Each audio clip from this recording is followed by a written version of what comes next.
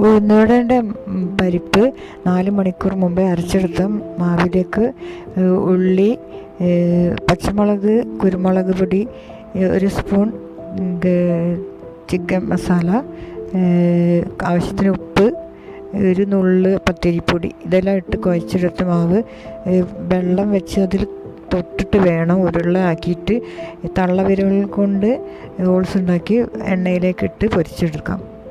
നമുക്ക് വേഗം നല്ല ടേസ്റ്റുള്ള ഉഴുന്നുവട ഇങ്ങനെ ഉണ്ടാക്കിയെടുക്കാം കേട്ടോ. ഇതിനൊരു ചട്നി ഉണ്ട് കൂടെ കഴിക്കാൻ വേണ്ടിയിട്ട്. പച്ചമുളകും മല്ലിച്ചപ്പും ഉപ്പും ചെറുനാരങ്ങ നീരും കൂട്ടി അരച്ചെടുത്ത ചമ്മന്തിയിൽ കുത്തി കഴിക്കാൻ പറ്റുക. ഇത് ചൂടായി എനിക്കുണ്ടെങ്കിൽ എടുക്കാൻ കഴിയുന്നില്ല. ചെറിയ കഷ്ണം എടുത്ത് നല്ല സൂപ്പർ ടേസ്റ്റാണ് കേട്ടോ. അസ്സലാമു അലൈക്കും.